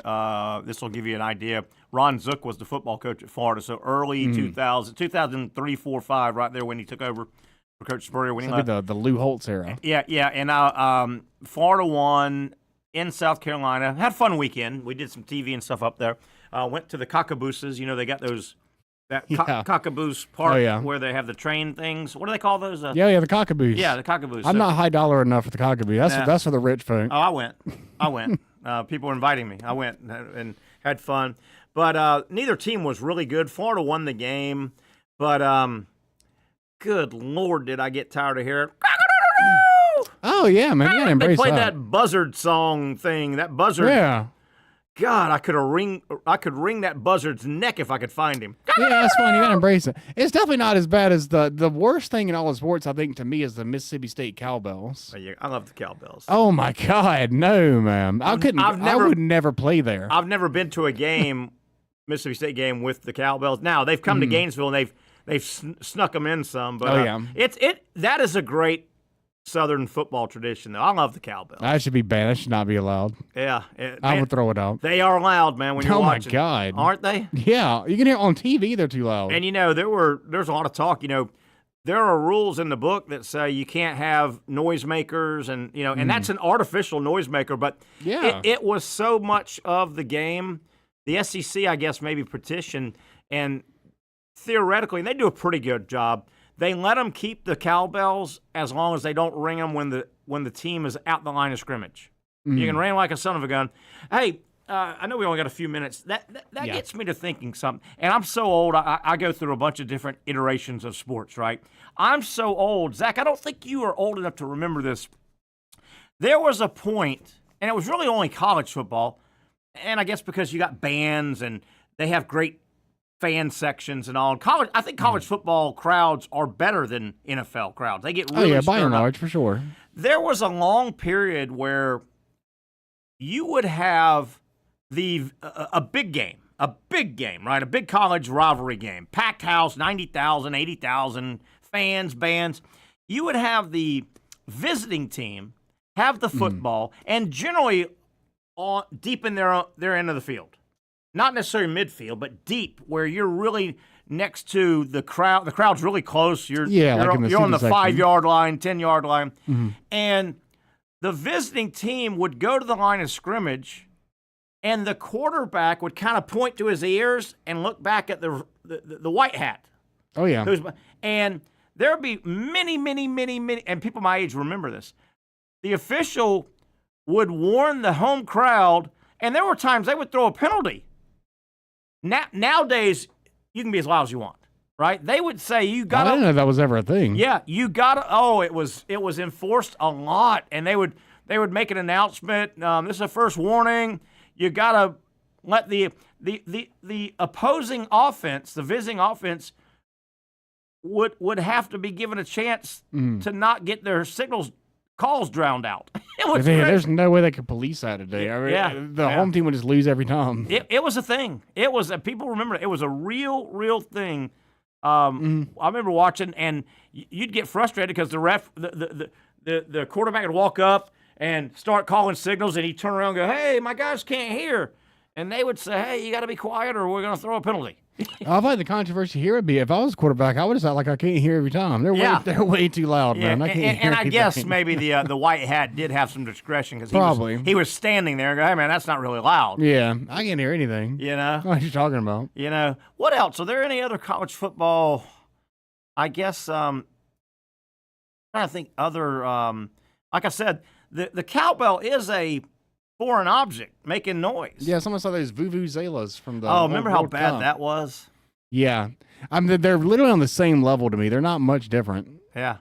There's no way they should do the cowbell. Yeah.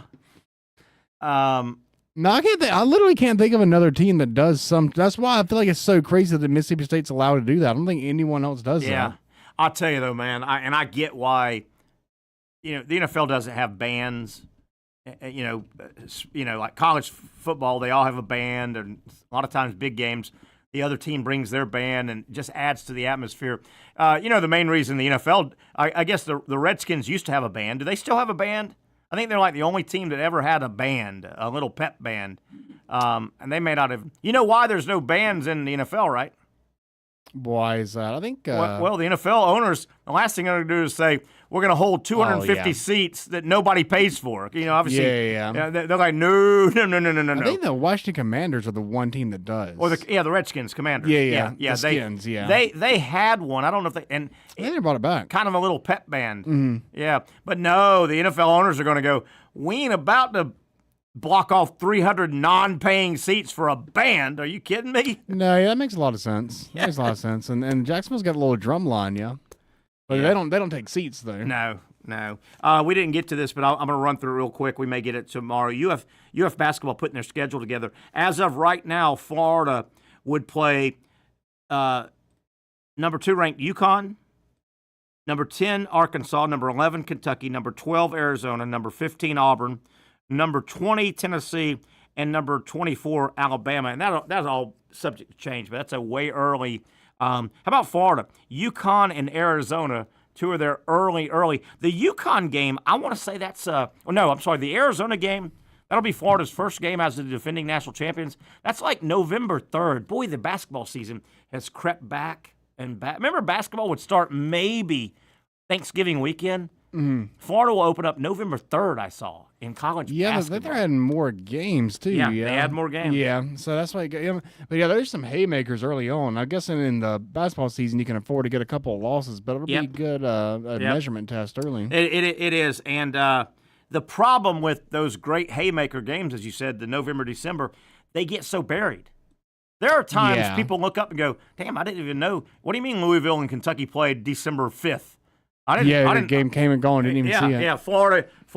That Florida UConn game will be fun, though. Remember how ugly it got with Danny Hurley and the cussing and Oh yeah, and stuff yeah, like that? yeah. At the end of the game, that'll be fun. All right, let's get out of here. Thanks to Zach Rothrock for producing and being a good sport as always. Want to thank our other guests today. Obviously, Dr. Aaron Bates from Southeast Orthopedic Specialist and our resident comedian Mike Freed. He joins us about once a week, and we appreciate his work here on the show. That'll do it. We'll get together tomorrow live from the patio at Sliders Oyster Bar for the next edition of the Young and Norvelle Show.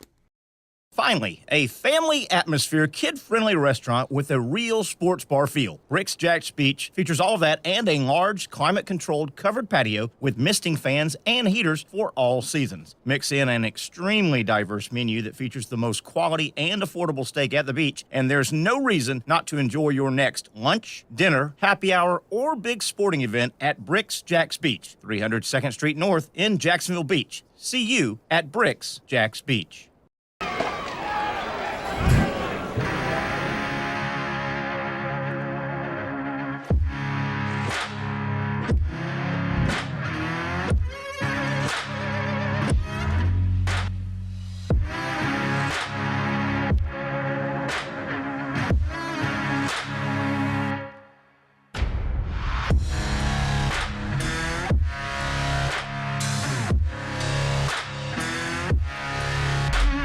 For over 20 years, Southeast Orthopedic Specialists has been providing the highest level of orthopedic and spine care to patients throughout Northeast Florida. Now, we're making that same great care even more convenient with Southeast Orthopedic Specialists Direct, a walk-in clinic where you can be seen for pain or injuries with no appointment needed. Staffed by orthopedic physicians and specialists, we offer everything from diagnosis and treatment to imaging and bracing, all with no appointment needed. For more information, hours, and locations, visit our website. You really got to hand it to him. Hold on. The previous play is under further review. I'm not sure what he could review, but okay.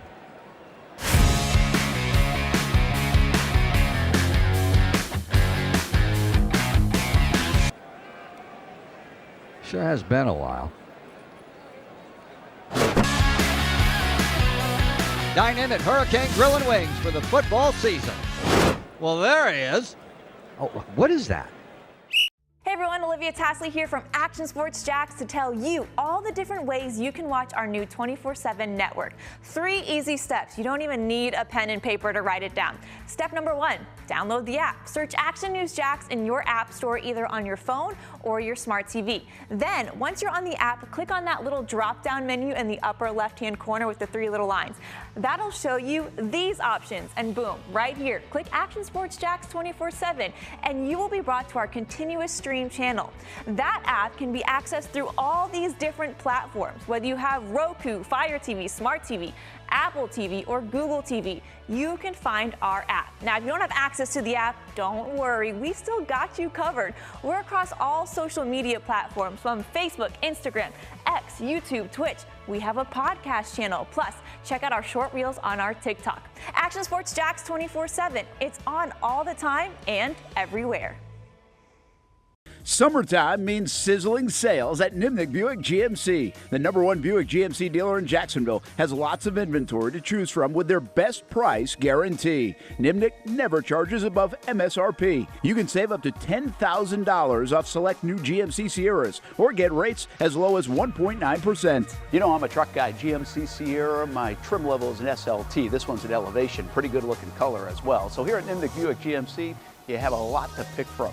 My father-in-law, he drives this, an Enclave. So I feel like that GMC in the family. 2025 is coming around the corner, which means it's almost time to close out those 2024s this summer. You can schedule a test drive at NimnickBuickGMC.com. And while you're there, check your trade value and customize your payment options. Nimnick is there for you, even on Sundays. Visit the showroom on Phillips Highway or shop online at NimnickBuickGMC.com. Nimnick, your friends in the car business since 1941. GMC, we are professional grade.